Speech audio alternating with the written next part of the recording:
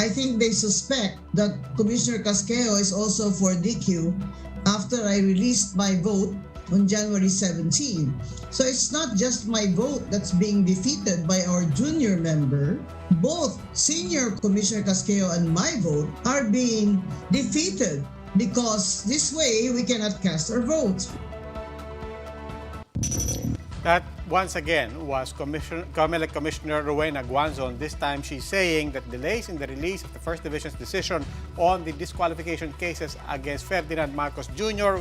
will also render the vote of Commissioner Marlon Casquejo useless. This as he is up for reassignment to preside over the COMELEC Second Division once 3 of the 7 commissioners, including Guanzon, retire on February 2.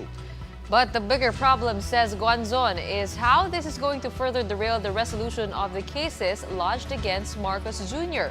For one, the reassignment of divisions means cases have to be reviewed from scratch.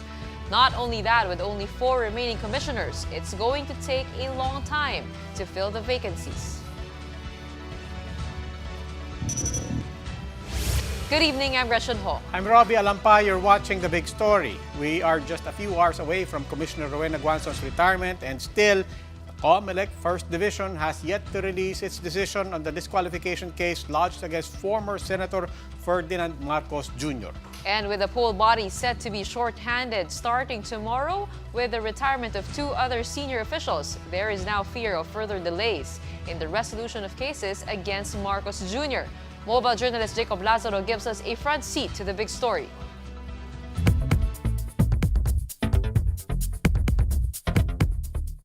By midnight of February 3, the Commission on Elections will only have 4 working commissioners instead of the usual 7. COMELEC Chairman Sheriff Abbas and Commissioners Rowena Guanzon and Antonio Co Jr. are retiring on Wednesday. Guanzon says this will mean further delays in the many pending cases, including the disqualification case of Bongbong Marcos. Well, it's going to be slow because you're just raffling it to 4 people. Slow. Commissioner Marlon Casquejo of the COMELEC First Division will be reassigned as presiding officer of the Second Division, while Socorro Inting of the Second Division will be reassigned as presiding officer of the First Division. This is because Casquejo and Inting are now the most senior commissioners in COMELEC. With Guanzon's retirement and Casquejo's transfer, only controversial Commissioner Aimee Ferolino remains as part of the original First Division. The commission also remains short-handed at least until the president appoints 3 new commissioners, but even that will take weeks. Yung kanyang ad interim appointment will only be until the next adjournment of Congress. Retired Commissioner Louis Guia also points out that there are much more at stake since this is a presidential election, in which case, Guia said, it is important for the COMELEC to expedite all decisions, especially if it expects any decision to be elevated to the Supreme Court. With only 4 commissioners in its first few weeks, Guia said it is bad timing because this is the first time we'll be conducting an elections during the pandemic. Siyempre, yung makakaibang challenges like disinformation, technology issues, no?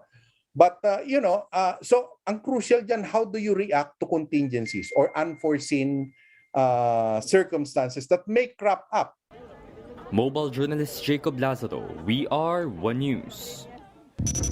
With the First Division still unable to release its decision, just how big of an impact does this have in how cases against Ferdinand Marcos Jr. will be resolved? That big question and more with COMELEC Commissioner Rowena Guanzon joining us tonight via Zoom. Commissioner Guanzon, welcome to The Big Story. Thank you, Robbie. Good evening. Yes, Commissioner Guanzon, a lot of people, because of all the noise you've made, have circled February 2 on their calendars tomorrow as a red letter day. You have, of course, spoken out about Commissioner Ferolino, but I want to ask you what about Chairman Abbas? Your call for him to intervene, that not having happened so far, are you taking him to task for that as well? It's important for the people to know that what Commissioner Ferolino is doing is purposely to defeat our votes. Commissioner Casquejo and I would no longer be able to vote after February 3 because Commissioner Casquejo is moving to the Second Division as his presiding commissioner.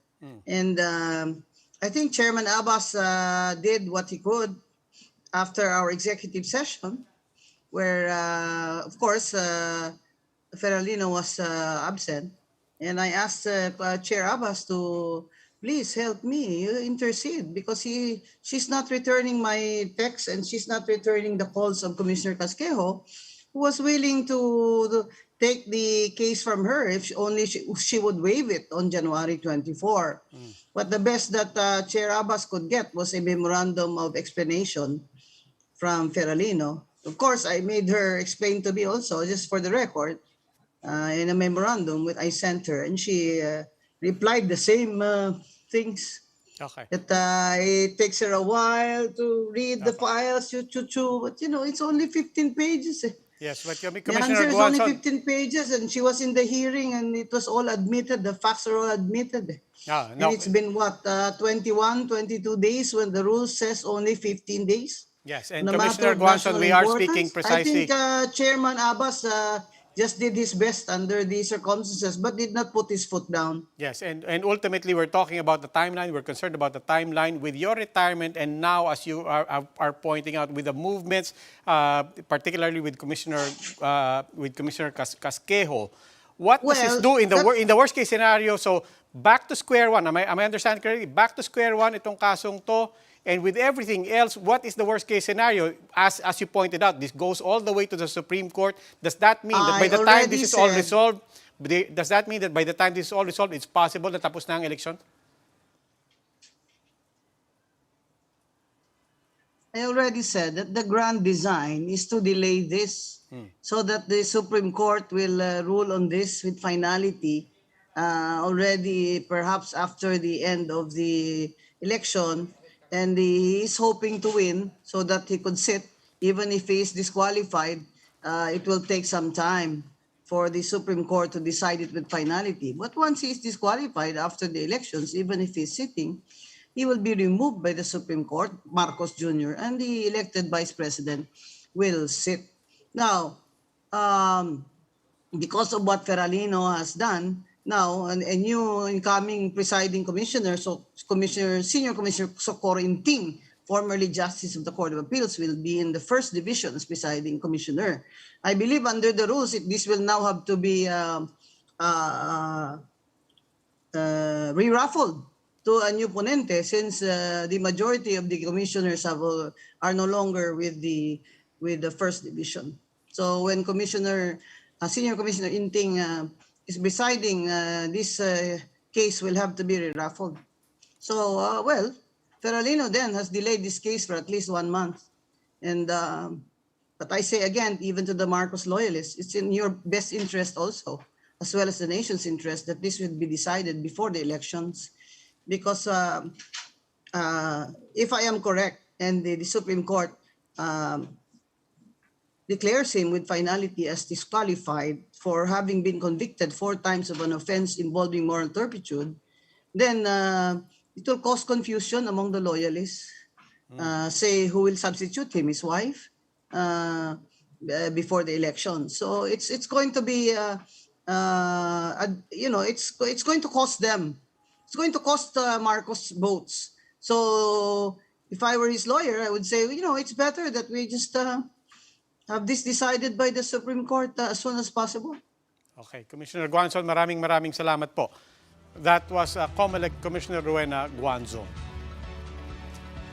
COMELEC Chairman Sheriff Abbas and Senate President Soto have now been made aware of the identity of the senator supposedly trying to delay the resolution of Marcos Jr.'s case as alleged by Commissioner Guanzon.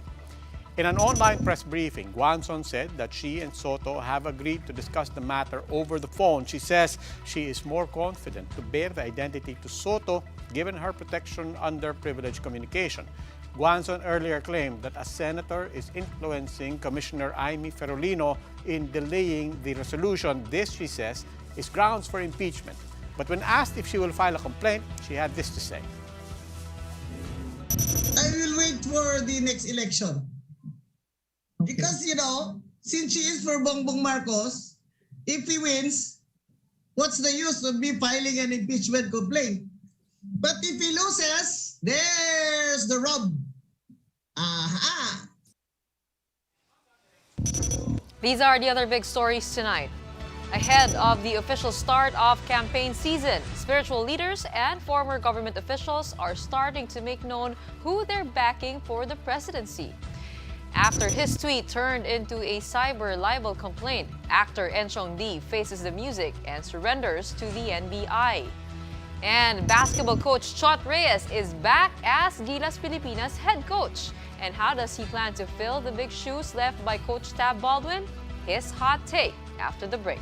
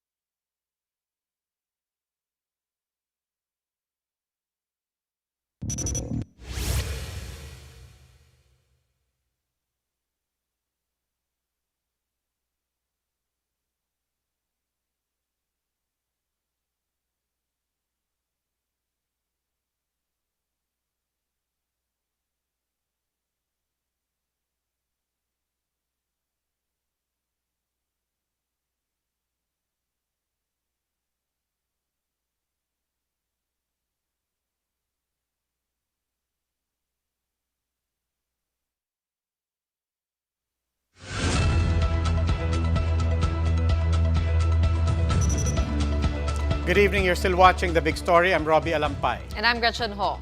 Day 1 of the Alert Level 2 status, and people are slowly starting to go outside now that travel restrictions for children and the unvaxxed have been lifted.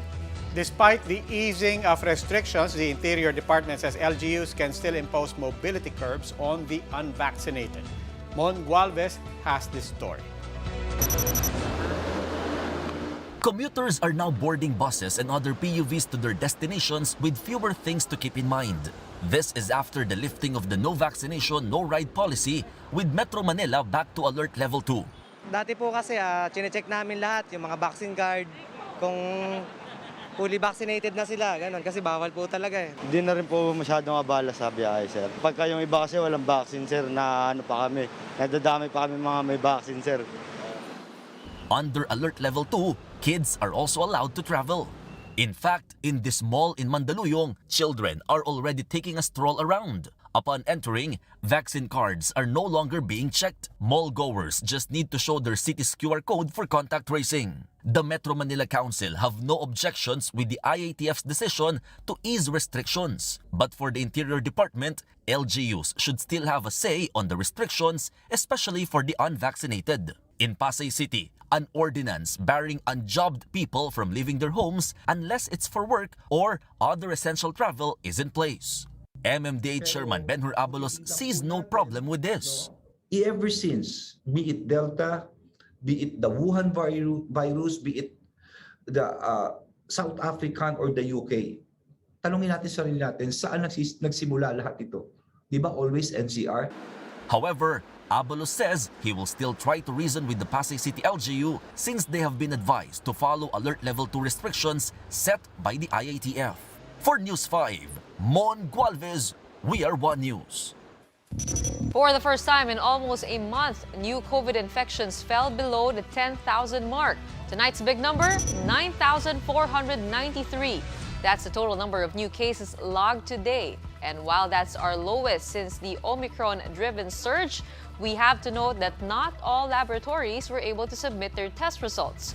Octa Research Fellow Guido David says the drop in cases indicate the worst is over for Luzon. The think tank expects NCR to reach low-risk status in 2 weeks should indicators further improve. They're still studying the idea of downgrading to Alert Level 1. Pag-aaralan naman natin talaga yung mga numero pagdating ng katapusan ng Pebrero kung handa na sa Alert Level 1. Hindi naman natin sinasabing hindi posible. In fact, binabantayan natin yung mga numbers at mukha namang may possibility na mababa sa alert level. So this is another way of kumaga living with the virus.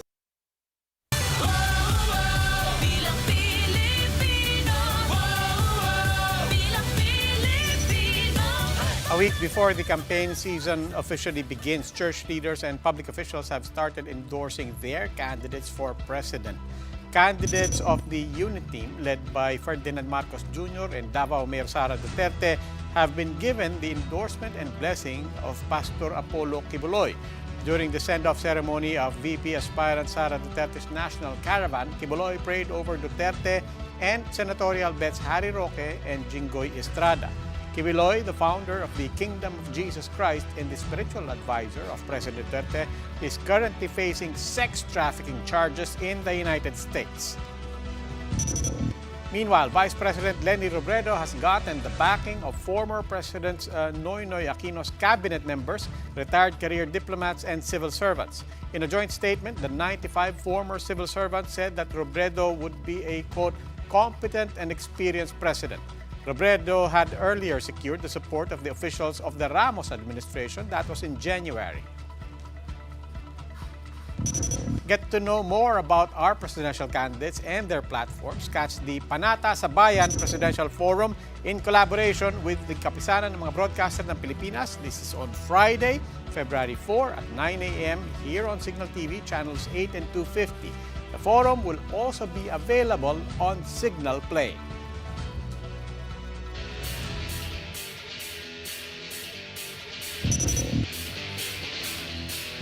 For the big story in sports, after TNT, it's now a Gilas Pilipinas homecoming for Chot Reyes as he replaces Coach Tab Baldwin. With just a few months before Gilas' next tournament, what are Coach Chot's plans for the team? Let's find out in my hot take interview with Chot Reyes.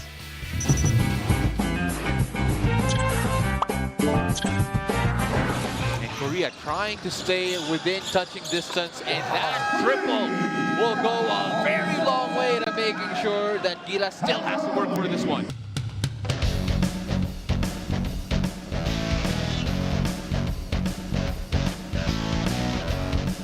We have with us Coach Chot Reyes. Coach, nasaan po kayo ngayon? And kamusta naman, no? All this news breaking out. Chinese New Year po today. Definitely, you know, it sent shockwaves to people. But for you, how are you? I'm just as shocked as everyone else. We met on Sunday with Chairman MVP, President Alpanillo of SBP, and PBA Chairman Ricky Vargas.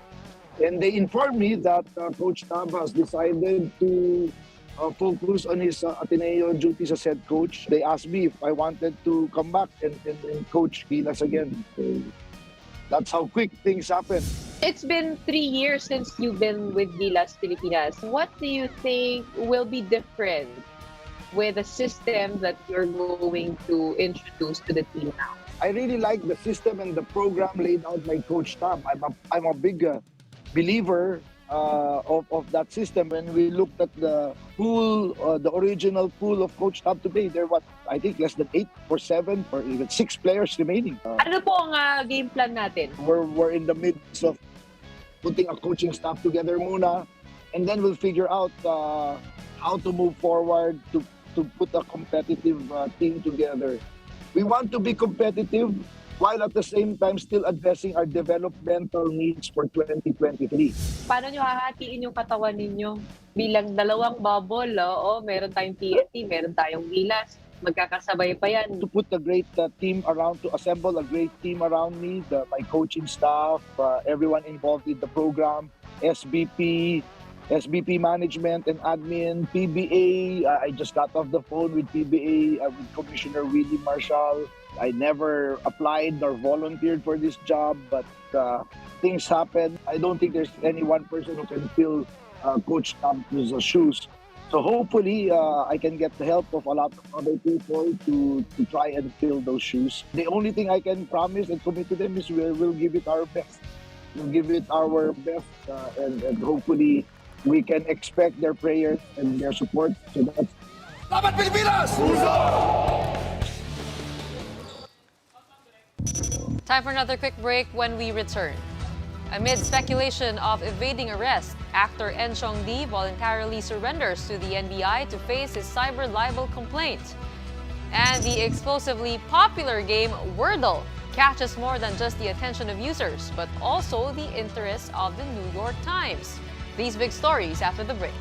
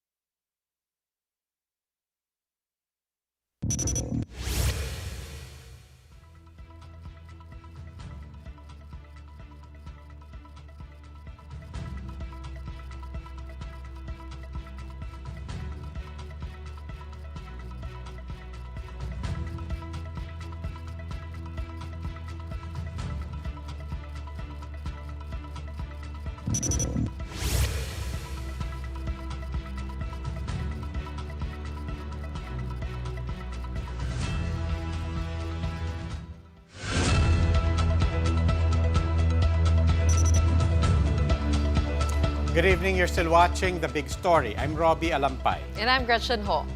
Foreign tourists are welcome back to the Philippines after 2 years of closed borders.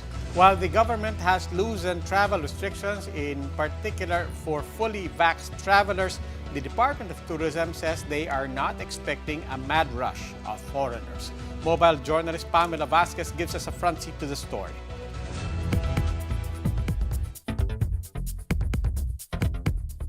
For the first time in nearly 2 years, the country is welcoming foreign tourists again.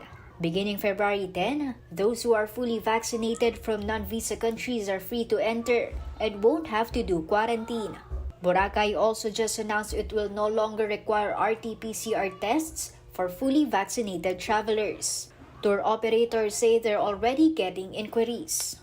There's already a spike up in inquiries, especially for leisure travelers, as they are now very excited to see their favorite destinations again in Japan and the other Asian countries, most especially Korean. The move follows similar developments around the region, with the Indonesian island of Bali and all of Thailand also reopening after a long shutdown. But the tourism department said it's not like there will be a rush of incoming travelers right away. That's because our top tourist markets like Korea and Japan still impose quarantines for returning residents. Baka April, May, or June, yung expected probably to come would be for business or probably mga balikbayans. The relaxing of borders at a time when daily case counts remain high have drawn criticism from some quarters. But the industry says it's about time, given the high vaccine coverage and tourism's large contribution to the overall economy. DOT said all major attractions like Boracay and Baguio are now 100% vaccinated. This good news of reopening the borders will definitely boost not just the tourism industry, but the whole businesses in the country. Meanwhile, Secretary Puyat estimates that it will take Siargao, one of the worst hit by Typhoon Odette, 3 to 4 years to get back on its feet. Mobile journalist Pamela Vasquez, We Are Wood News. Amid speculation of attempts to evade arrest, actor Enchong Dee voluntarily surrenders to the NBI and posts bail for his cyber libel case. Davao prosecutors indicted Dee back in November. Recall that Dumper Party List Representative Claudine Bautista Lim filed a cyber libel complaint against the actor after he tweeted about the congresswoman's lavish wedding in Balisin. Congresswoman Lim accuses Enchong Dee of implying that the money used for the wedding came from the party list funds. Dee faces 1 billion pesos worth of damages for his tweet. The actor's lawyer also denied rumors that Dee is evading arrest, saying they are doing all the necessary steps to defend the actor from the pending lawsuit.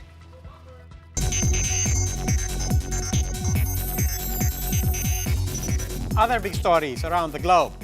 The New York Times has acquired popular word puzzle game Wordle in an attempt to expand its digital content and gather more subscribers. The trending web-based game is said to have been bought for an undisclosed low 7 figures.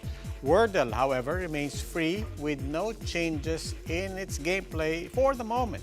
Created by Reddit software engineer Josh Wardle, Wordle gives players 6 chances to guess a 5-letter word for the day. And after another year of the COVID pandemic, people around the world are looking forward to the fortune that the Year of the Tiger brings. Across the globe, several Chinese New Year traditions were celebrated while adhering to health and safety protocols. Though it is not a public holiday in Cambodia, plenty of Cambodians decided to celebrate the Lunar New Year through lion dances.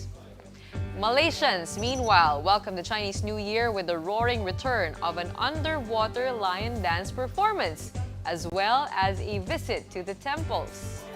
In China, the skylines of 4 major Chinese cities were lit up with colorful lights and images as part of the nationwide celebration of the Lunar New Year and the Beijing 2022 Winter Olympic Games. Speaking of the Games, there was even a dumpling feast for Olympic guests. In the Philippines, virtual fireworks displays welcomed the Chinese New Year at a mall in Binondo in Manila. Many Filipinos also celebrated the New Year by buying charms and fruits, which are meant to bring in good luck for the year. And over here on the big story, we have Tikoy and Hopia. yan I naman brought ako sa'yo. this for you. Salamat. Kong si Fachay. Oo. Sinyan Kwaila. Kung kay Fatchoy, ano pa ba? Lahat na, sobrang proud ako kasi syempre to represent my Filipino-Chinese heritage and share the New Year with you. Happy New Year to the Filipino-Chinese community and to everybody. This is for all of us. That's right. Kasi sabi ko nga kagabi, parang pakiramdam ko, pwede tayong mag-reset. Dahil yung January, puno ng pagsubok with the Omicron surge. Now, 3, 2, 1, Happy New Year! Kong si Fachay. Well, that wraps up today's big story. Catch us again tomorrow at 8 p.m. on Signal Channels 8 and 250. Please like our Facebook page, One News, for more in-depth analysis. Visit our webpage, onenews.ph. Mask on. Wash hands. And stay safe, Philippines. I'm Robbie Alampay. And I'm Gretchen Hall. We are One News. Have a good evening and have a Happy New Year.